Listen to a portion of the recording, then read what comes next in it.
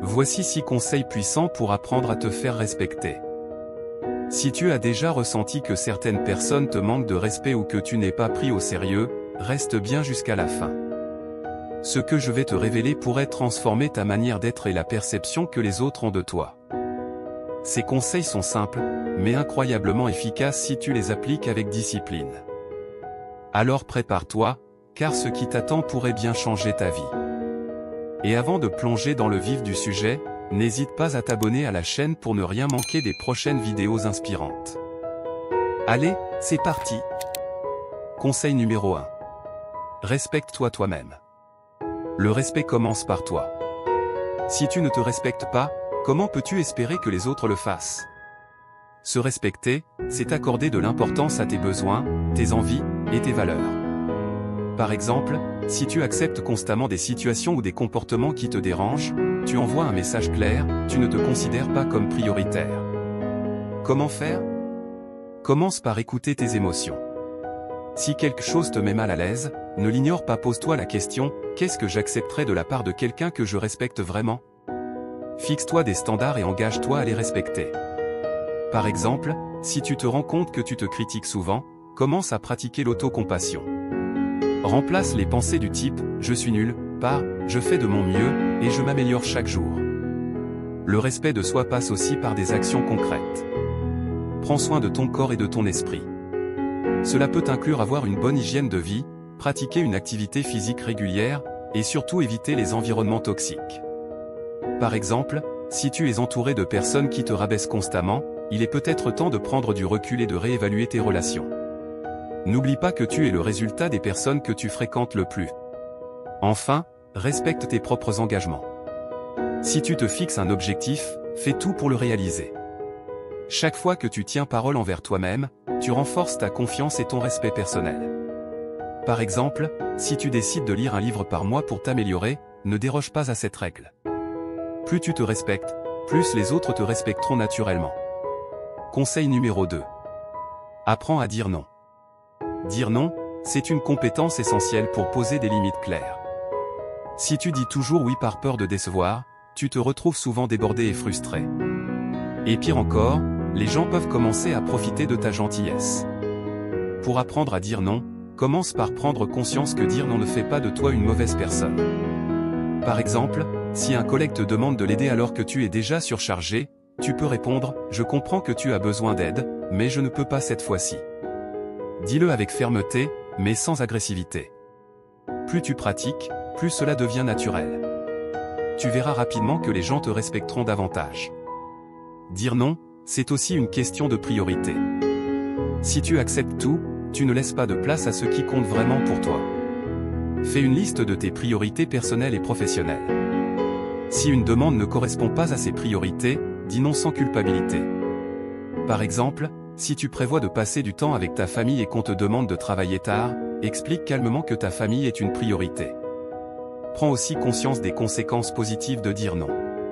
Cela te permet de te concentrer sur tes objectifs et d'être plus efficace. Par exemple, un entrepreneur qui apprend à dire non à des opportunités non alignées avec sa vision a plus de chances de réussir.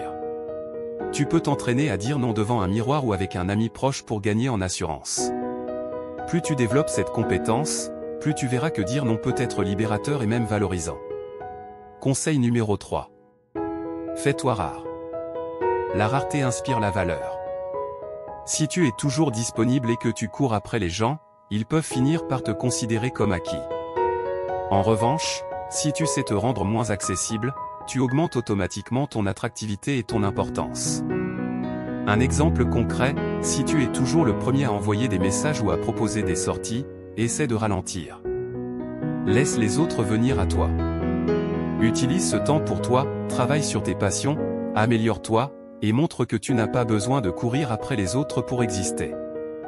Les gens ressentent cette énergie d'indépendance et te respectent davantage. Être rare, c'est aussi être imprévisible. Si tu fais toujours la même chose, les autres savent à quoi s'attendre et peuvent perdre de l'intérêt. Par exemple, si tu dis toujours oui à une invitation, essaie parfois de dire non pour créer de la curiosité. Cela montre que tu as une vie riche et que tu ne dépends pas des autres pour ton bonheur. Investis du temps dans ton développement personnel. Apprends de nouvelles compétences, fixe-toi des objectifs ambitieux, et fais en sorte que ta présence soit perçue comme un privilège. Par exemple, si tu deviens expert dans un domaine, les gens chercheront naturellement à être en contact avec toi. La rareté combinée à la valeur que tu crées te rend incontournable. Conseil numéro 4. Apprends à fixer des limites. Fixer des limites, c'est montrer aux autres comment ils peuvent te traiter.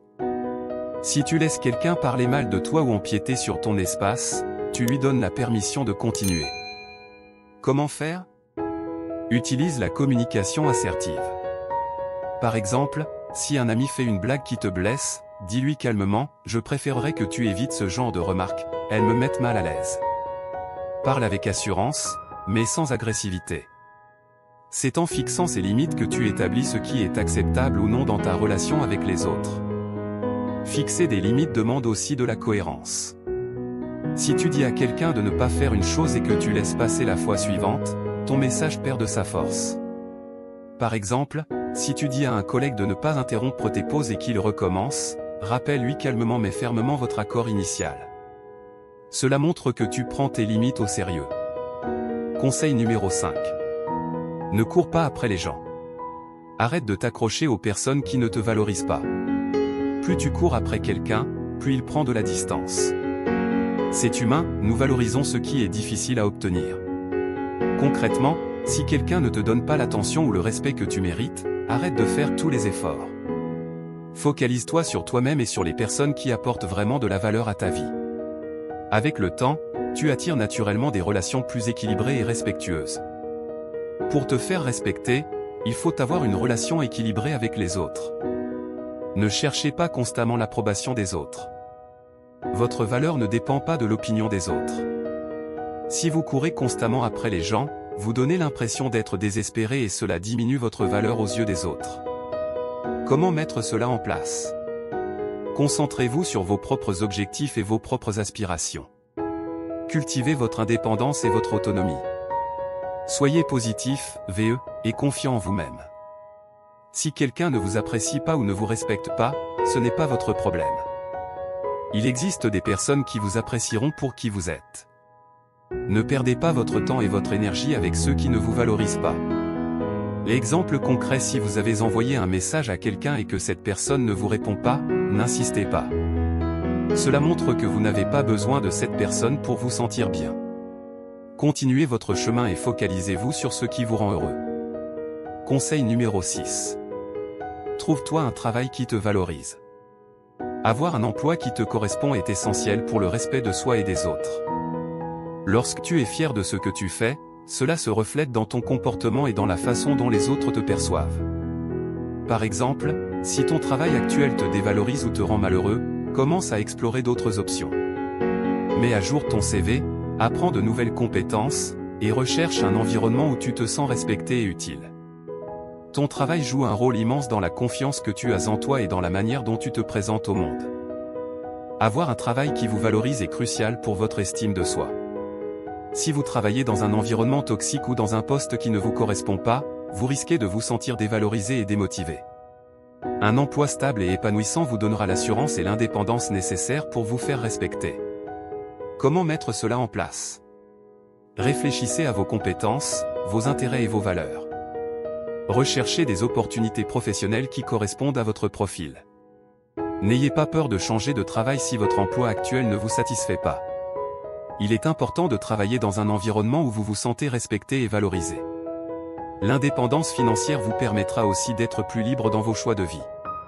L'exemple concret: si vous travaillez dans un environnement où vos idées ne sont pas prises en compte, où vous êtes constamment critiqué sans justification, il est peut-être temps de chercher un autre emploi. Un travail épanouissant est un investissement essentiel pour votre bien-être et votre estime de soi. Voilà, ces 6 conseils peuvent t'aider à transformer la manière dont les autres te perçoivent. Mais n'oublie pas, le respect des autres commence toujours par le respect de soi.